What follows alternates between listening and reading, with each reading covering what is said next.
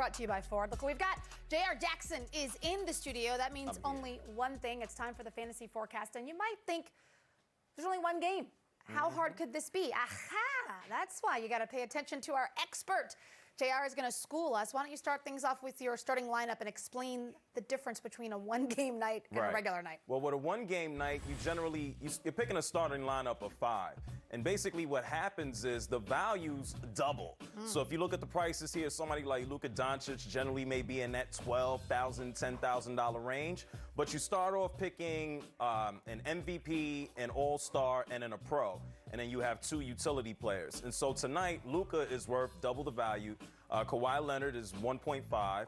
And then Lou Williams, who I think is going to have a big night, I'm going to break it down for you in a second, he's 1.2. So basically, even though you only have 5 players versus 9, everybody, for the most part, is worth double. My goodness. All right, so dive into Lou Williams. What's the breakdown on him? Well, Lou Williams, obviously, I have him on the team tonight as my pro because with Paul George out with that hamstring injury, I'm still looking for him to go off. He had 32 points the other night, Saturday, actually, against the Pelicans. And I don't know how quiet you could have a 20-6, but that's what he's been doing this season. He's basically getting ready to tie a career high. Right now, he's shooting 38% from three-point land. Lou Williams is going to get the minutes, and whether people recognize it or not, he's a good fantasy option, especially tonight with no Paul George again. Love it. All right, also, you've got Landry Shamet. So what's special about him? Well, that also ties into Paul George being out. The past several games, he's been out there averaging about 12 to also 13 points per game. He's knocking down about 2 3-pointers per game. Landry is a solid option. Whenever Paul George does come back, he's going to take a knock. But for tonight, he's somebody that I wanted to add as kind of my utility guy. All right, excellent. I love the insight. It's time for you at home now to lock in your daily predictions. NBA Pick'em Primetime Picks is the free-to-play game that lets you predict daily NBA games and compete against your friends. Our fantasy expert, J.R. Jackson, is going to lock in his own picks on Clippers versus Mavs game right here on NBA TV Center Court tonight. And here we go, J.R. Which player will grab more rebounds, Montrezl Harrell or Kristaps Porzingis? Well, we know there's a lot of uncertainty about Kristaps Porzingis tonight, so I got to go to Montrez. Throughout the season, Kristaps is grabbing about 9 rebounds per game. Montrez is sitting about at 7. He only grabbed 2 the other night, but there's just so much uncertainty about Kristaps. I'm going to hedge towards Montrez. All right, and which player will make more threes, Maxi Kleber or Shamet? That's a tough question because they both knock down about 2 per game. Maxi is shooting 40% from three-point land. Landry is in the high 30s, but I got to go with Landry tonight, strictly because of the minutes and strictly because there's more certainty that he's going to get those shots with Paul George. And like I said, Maxi, his minutes a lot can really depend on Kristaps Porzingis. I'm going to go with Landry. He's another safe bet for tonight. Here's a tough one. Both of them are top 10 in their category. Which player will score more points, Luka Doncic or Kawhi Leonard? I wouldn't call it too tough. I mean, right now, Kawhi's on a streak right now where the past 5 games, he's scored more than 30. He scored more than 40 one particular time. And I know Luka is capable of going off any night. He had 35 points in the last game. But I'm going to go with Kawhi Leonard to go for a 6th straight game with more than 30 points. I got Kawhi Leonard scoring more tonight versus Luka Doncic. All right, perfect. Well done. We appreciate you. Yeah, Thank you, J.R. Jackson. You're very welcome, Stephanie. Fantasy forecast. Hope you guys are paying attention. JR made his picks. Don't forget to lock in your own at nba.com/primetime picks for your chance to win. The warm-up will continue. We're going to talk a lot about this game. It's the only game of the night in the NBA, and Kristaps Porzingis is supposed to be back after missing 10. And also, our teammate is in the studio.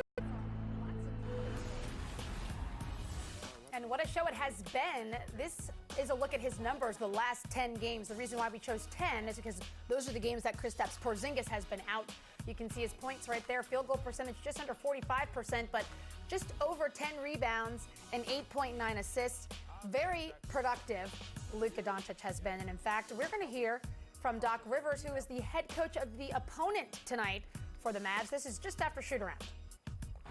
You don't stop him. I mean, you try to make him beat you in your way, you know. And if he can do that, then he can do that. But you just can't allow him to just be what he wants to be or play the way he wants to play. And it's hard to even do that. Great players are great players for a reason. And the reason is everyone's tried everything and it doesn't work, you know. So we just try to make it hard on him, as hard as we can. you know, he struggled in the first game against us, but he got great shots when you looked at it. He just didn't make some of the shots. So we know we have to be better defensively against them than we were the first time we played them, that's for sure. And as promised, the third member of our crew, Gary Payton, has joined us. I'm sorry that I left you with him by I know yourself. it. I, Hey, man, I, we man, just I'm glad- here now. I'm Hey, here I'm now. just trying to figure out how you got here through 5 o'clock traffic in Atlanta. You got a helicopter or something, man? Hey, look here, man. I'm He's special. good. I'm special, man. Hey, Police escort right here, For man. real? Yeah, come on, man. He's Gary Payton. Hey, I forgot you. I forgot That's you the big time. glove. I forgot you I big gotta time, have man. it. So Gary Payton was at David Stern's memorial service earlier today in New York City. He joined us here, so of course we're going to ask him about that a little bit later on. But for now, we have a guest. Dennis Scott is joining us live from Dallas. He will be working the game tonight, and as you might recognize, it's Velvet Tuesdays. What is that? Crunch Velvet! Okay. Oh, you and 3D got the velvet on today, Yes, Steph. yes. Right, baby. He's inspiring. It's Tuesday. All right, so Dennis, we talked a lot about Porzingis, expected to come back tonight. Do you have anything to further update the situation or any observations that you've seen? Well, right now it's still a game time decision, but everyone around the Mavericks thinks he will play. He's been out all the games you've talked about, Steph. And they're just waiting for him to get that confidence back in his legs and find his way. Because so much talk about Luka, rightfully so, and how good the team is playing. But if this team really wants to go deep in the playoffs, they have to find a way to get Porzingis healthy, happy, and understanding where he fits in this offense. Because as Luka continues to attack the defense and set things up, in the fourth quarter, you may need someone else to go to make some shots for you or get double teamed, and Porzingis can do that. 3D, with the Clippers now, with Kawhi playing the way he's playing, this is better for me than this load management stuff. This team is a better team when he's on the floor. Even with Paul George out, what does he give this team and give the confidence to them so they can continue to win and get on that roll that they need to get on? He gives them belief. When he's on the floor, they believe any given night they can go out and win any ball game against any team. They know defensively when he and Patrick Beverly and the rest of those guys are on the same page, they can stop anyone. And of course, in the fourth quarter, you give the ball to Kawhi. He does make good decisions. You know he can knock down the three. And he's not afraid to go in and get the mid-range game going because he knows that's where he can get fouled and get to the free throw line. So at the end of the day, the Clippers understand when Kawhi's on the floor, good things happen. No Paul George tonight. The hamstring, he's still nursing. But when he comes back, we know Paul George is one of those type of guys. He'll fit right on in and won't miss a beat. But to your point, when Kawhi's on the floor, things normally go well. 3D, going back to the Dallas Mavericks, I got a couple questions about Porzingis. First of all, is he going to be on any type of minutes restriction tonight? How is that going to go? And also, are the Dallas Mavericks going to look to try to get him off to a quick and fast start by maybe calling a couple of plays for him? I know Rick Carlisle said he didn't particularly love the post-ups, but I think that's something they might have to add in. Porzingis is 7'2". Can't have him just camping out behind the three-point line. Well, I'm going to go with the latter part first. The reason he doesn't post up a lot, guys, because that base of his foundation of his legs aren't strong enough yet. So when you go back and watch the video of the games he played this season, every time he's tried to post out, guys have pushed him off the block, and he ends up at the three-point line. So Rick Carlisle and the coaching staff is trying to figure out ways, to your point, B. Wood, is how do we get him some pick and pops or some pick and rolls to the basket to get his rhythm back. In the first part of your question, no minute restriction. It's all about how he plays and how he's running and how he looks is how Rick Carlisle will play him tonight. All right, 3D, before we let you go, I got to ask you about Luka Doncic, the boy wonder. Has he said anything or alluded to the fact that when Kristaps does come back, does he want to do more to kind of keep him engaged in that offense? No question about it. The leadership of Luka is off the charts. He understands that he needs Porzingis to go deep or to play well or to keep teams honest and nervous that is this Dallas team for real. So more importantly, he understands when he comes back, they have to feed off one another along with keeping everyone else engaged. And I think that's the beauty about Luka Doncic. He wants to make sure everyone eats. There's no way you get a triple-double if you're not unselfish and also knowing the fourth quarter the ball is going to be in your hands. Love that. And in fact, leads the league in triple-doubles with 12 already. It's unbelievable. Thank you, Dennis Scott. We appreciate it. We know you're busy today. Have a good one tonight. Hey, I see you, Velvet Girl. I see you, Velvet Girl. Velvet Jones! Yes, sir. Thank you, 3D. All right, guys. Always inspiring. I love Dennis. He brings it to you. He always knows what's happening when he's in location. And he shared with us Luka Doncic, an extraordinary leader. He's a sophomore in terms of his years in the league.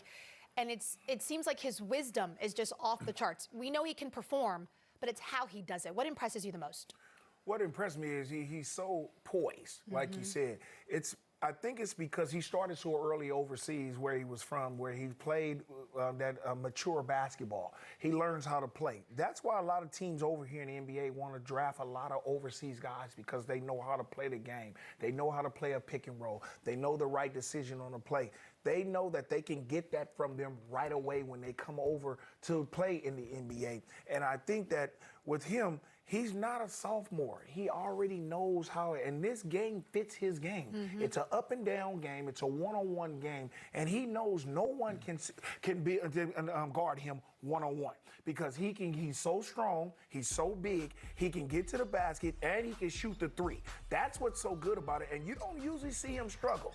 He might struggle one game, and then he's going to give you 10 good ones. Right. And that's a good thing about this kid, is because when he struggles, he comes right back and gives you 7, 8, 9 good games in a row, and they go on a roll. I pretty much have to piggyback off of what GP is talking about. The poise combined with the skill set is what really separates Luka from me, and why I really am impressed with this game. No matter what you throw at him, it seems like he's ready for it. If you try to pressure into him with smaller guards, he said, that's okay. I'll put my back to him, walk him down, get to his scoring area in a low block, and just shoot right over him. You put a bigger player on him, he exploits him in the pick and roll game or one-on-one off the dribble. He understands how to play angles, changing speeds, directions. He's not the fastest, not the quickest. Honestly, he's probably a below NBA level athlete, as far as like, he doesn't match up with some of these guys that fly above the rim, but he doesn't need to, because he knows how to use their athleticism against him. Oh, you want to get into me real quick? I'll drive hard left, change directions, get right into a step back. So he understands angles, speed, pace, and he uses all of that to basically go out there and highlight his skill set. And he reminds me of a bigger John Stockton, who the same thing. He does the same. He knows angles. He wasn't as athletic as us, but he was smart. And he was real smart, where he always got us in foul trouble. He knew what to do. He knew the right time to pick what pass he's going to do, how athletic he was. He took the right shots. He did all of that. And then he knew when to double off somebody. And this is what this kid reminds me of a bigger John Stockton, who can handle the basketball. I think he shoots a little bit better than John Stockton. And, he sees the floor, and that's why he's so good. Well, according to the Mavs website, reporter Dwayne Price is reporting that Rick Carlisle is saying Porzingis will definitely play tonight, but unsure of a minute restriction. So that's the latest news in terms of Porzingis. I bring that up because I'm curious what you all think. How will that affect Doncic's play? We know that he is a stellar teammate, that obviously he knows how to get assists, but when you have another star coming back into the lineup, if you're trying to play long-term victories, what does Doncic have to do to get Kristaps back in order? Nothing. Be yourself. Keep playing the way he's playing. He's not been there for 10 games. Keep playing that. Let Porzingis come in and get with our program. Let him go. I'm going to feed him a little bit. I'm going to see what he looks like. How good is he? Is he ready yet? And just gradually bring him in. I like it. They should do what they're doing, what Utah is doing with Conley right now. Bring him off the bench, bring him in slowly, bring you into this process. We won 16 games out of 18 without you. So now, come on, you do the same thing. And I think this kid knows that. He's going to try to get him off, but he's not going to overpress it. I think he's going to just play his game, get him the touches that he need to get, see how he can work into what we're doing right now, and don't mess up anything. You don't need to mess up anything. Just keep playing basketball. And I think Carlisle knows that too. Yeah, I don't think Luka has to do anything different as far as getting Porzingis involved, just because Luka's game is about taking what's there. If the defense plays him one-on-one, he's going to score. If they send a double team or if they try to trap him off the pick and roll, he's going to kick the ball ahead to a teammate, and that's where he'll have Porzingis spotted up behind the three-point line, and he can get busy right there. I think so.